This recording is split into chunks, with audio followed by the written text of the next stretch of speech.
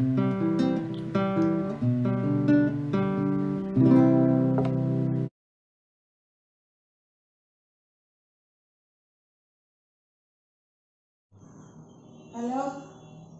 welcome to Poppy's Vegetarian Kitchen.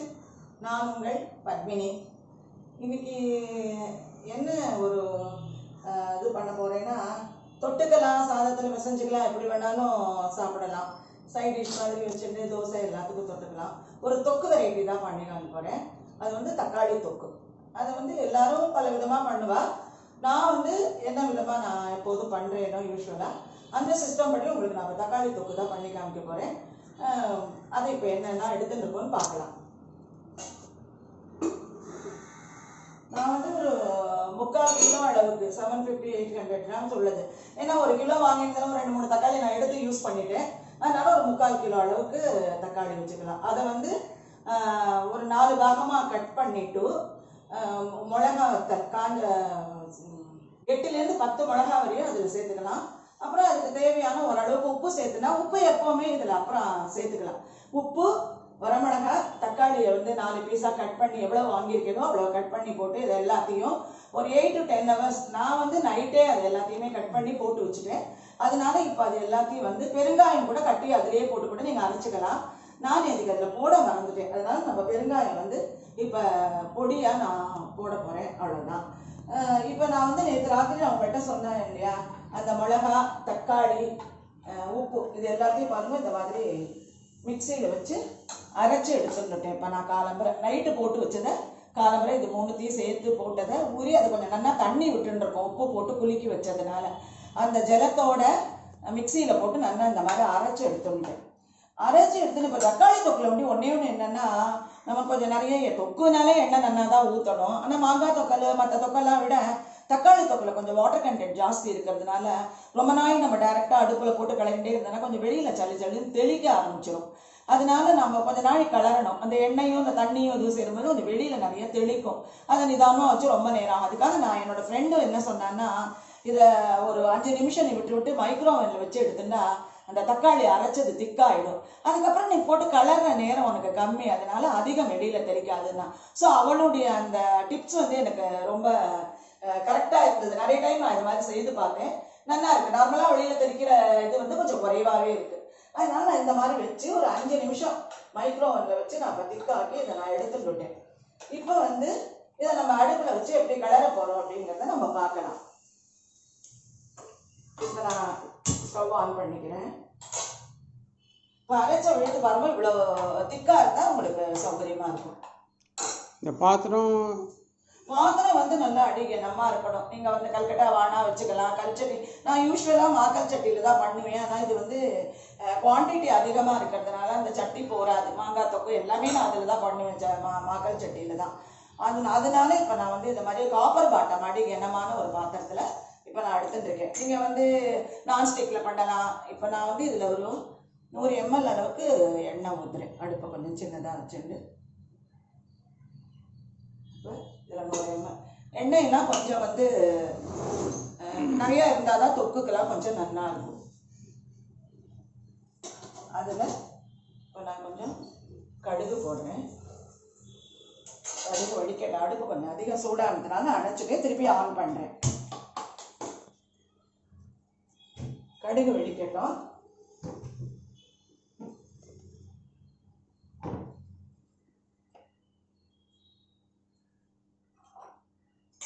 இந்த தக்காளி தொக்குலாம் இந்த மாதிரி நீங்கள் ஒரு 10 hours காலம்பரை சாயங்காலம் பண்ணணும்னா காலம்பரை பண்ணிக்கோங்க, ஊற வச்சுக்கோங்க.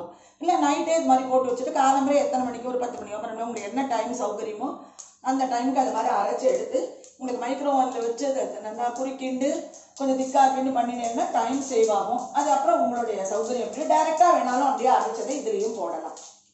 இப்போ கடுகு வெடிச்சுட்டு நான் பெருங்காயம் கட்டி ஊற வைக்க மறந்துட்டேன். அதனால் இப்போ பெருங்காயம் பவுடர் தான் போடுறேன். ஒரு இந்த சின்ன ஸ்பூனில் ஒரு 2 ஸ்பூன் அளவுக்கு நான் பெருங்காயம் பொடி போட்டிருக்கேன். இது ஆன உடனே இதுதான் நான் மெதுவாக நீங்கள் ஊற்றணும். சில ஊற்றினா வெளியில் தெரிச்சிடும். அதெல்லாம் கொஞ்சம் கொஞ்சமாக ஊற்றிட்டு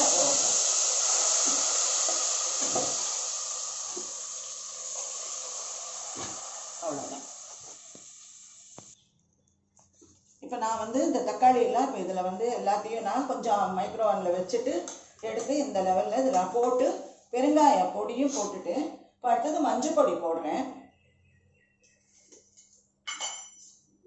இந்த ஸ்டேஜில் நீங்கள் உப்பு காரம்லாம் செக் பண்ணிக்கோங்க. நீங்கள் ஊற வச்ச மிளகா போடுறதுன்னா நான் வந்து 3/4 கிலோவுக்கு ஒரு 10 மிளகா போட்டிருந்தேன், வர மிளகா. உங்களுக்கு அது போடல இல்லை எப்படி இருக்குங்கிறத பார்த்துட்டு போடலைங்கிறவா வந்து கொஞ்சம் மிளகா பொடி சாதாரண வர சில்லி பவுடர் வந்து சேர்த்துக்கலாம். இதில் காஷ்மீரி சில்லி போட்டுட்டேன்னா இன்னுமே நல்ல கலராக வரும். அது எதுவும் உங்களுக்கு சௌகரியமோ அது மாதிரி போட்டுக்கோங்க. நான் வந்து இப்போ வெறும் மிளகா தான் ஒரு 10 மிளகா போட்டு அந்த 3/4 கிலோ தக்காளி, நாட்டு தக்காளி தான் எடுத்துட்டேன், அதுக்கு நான் போட்டிருக்கேன். இப்போ இதுவுமே ஒரு 10-15 நிமிஷம் ஆகும்.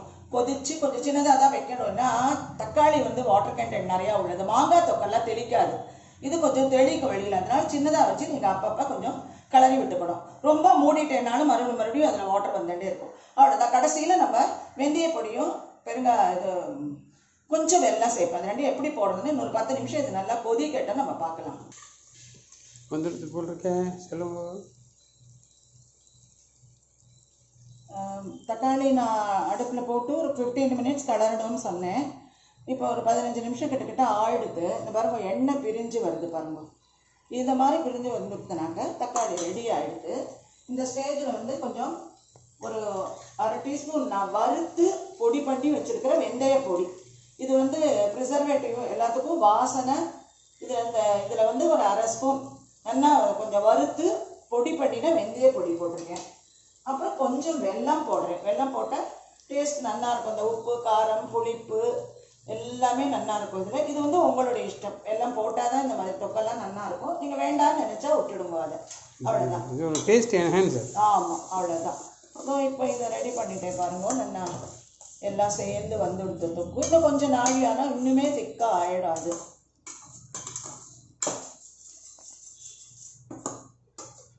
அவ்வளோதான். எண்ணெய் போறலைன்னா கூட நீங்கள் இன்னும் கொஞ்சம் கூட எண்ணெய் விடுறதுனால ஒன்றுமே ஆகாது, அதுவும் ப்ரிசர்வேட்டிவ் தான், நல்லெண்ணெய்.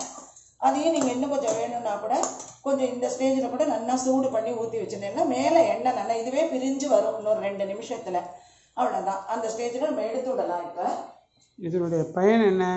இது வந்து சாதத்தில் பசங்க சாப்பிடலாம், சப்பாத்திக்கு. அதான் அவாவாளுடைய இது எப்படி கிரியேட் பண்ணி எல்லாத்தையும் கிரியேட்டிவாக செய்கிறாளோ, இதை எதெல்லாம் வச்சுட்டு சாப்பிட முடியுமோ அப்படின்லாம் சாப்பிடலாம். அவாவோட டேஸ்ட்டுக்கு. ஸோ ரெடிமேட் தக்காளி சாதம் பண்ணிடலாம். ஆமாம், இது ஒரு மற்ற தொக்கு மாதிரி இதுவும் தொக்கு. இதில் பாருங்க, இப்போ நான் எந்த ஸ்டேஜில் இறக்குறேங்கிறத மட்டும் இன்னொரு தடவை உங்கள்கிட்ட நான் காமிக்கிறேன். அதை மட்டும் கொஞ்சம் பாருங்க. நீங்கள் சப்பாத்திக்கு இதை பயன்படுத்தலாம், ரொம்ப நல்லா இருக்கும். எடுக்கலாமே கூட சாப்பிடலாம், பிரெட்டுக்கு பயன்படுத்தலாம், எல்லாத்துக்கும் சாப்பிடலாம். இப்போ எண்ணெய் பிரிஞ்சு வருது தெரியுது இல்லையா? அவ்வளோதான். இந்த ஸ்டேஜில் நீங்கள் இது பண்ணிட்டேன்னா நல்லா ஆரியும் போனால் இன்னுமே கொஞ்சம் திக்காகிடும். இப்போ நான் ஸ்டவ் ஆஃப் பண்ணுறேன். இதை நான் வந்து பவுலில் மாற்றி காமிக்கிறேன்.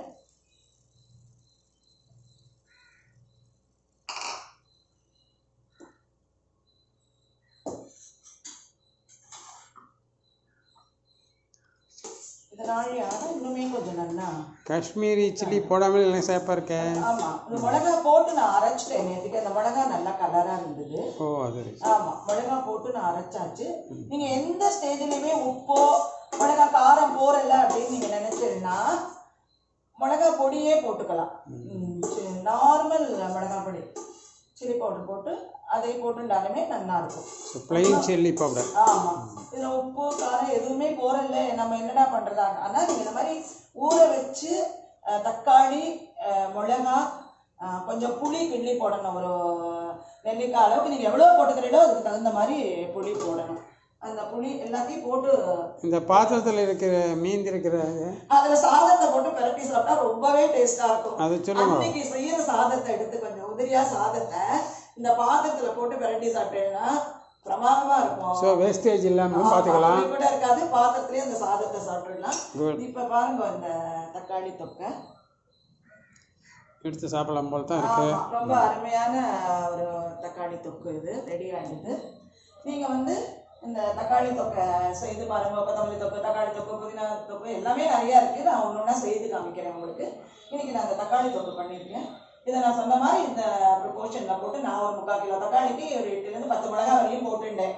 அந்த அளவுக்கு போட்டுட்டேன், எனக்கு கரெக்டாக இருந்தது. நீங்கள் உங்களுடைய காரத்துக்கு தகுந்த மாதிரி இதுக்கெல்லாம் கொஞ்சம் காரம் உப்பெல்லாம் போட்டு தான் ஆகணும். போட்டால் தான் வந்து இந்த நாள் படம் நிற்கும். இதை வந்து கொஞ்சம் நீங்கள் ஒரு 2-3 நாள் வேணால் வெளியில் வச்சுக்கலாம். அதுக்கப்புறம் நீங்கள் நம்மளோட வெதருக்கு ஃப்ரிட்ஜில் தான் வச்சாகணும். வெதர் நல்லா கோல்டு வெதராக இருக்கிற கண்ட்ரிலலாம் இருந்தால் இதை அப்படியே வச்சுட்டு எத்தனை நாள் ஆனாலும் அப்படியே வெளியில் வச்சுட்டு சாப்பிடலாம். இந்த டிஷ்ஷை நீங்கள் சொன்ன ப்ரொபோர்ஷனில் செய்து பாருங்கள், ரொம்ப டேஸ்டியாக இருக்கும். நீங்கள் செய்து பார்த்துட்டு உங்களுடைய ஃபீட்பேக் எனக்கு கொடுங்க. அடுத்து ஒரு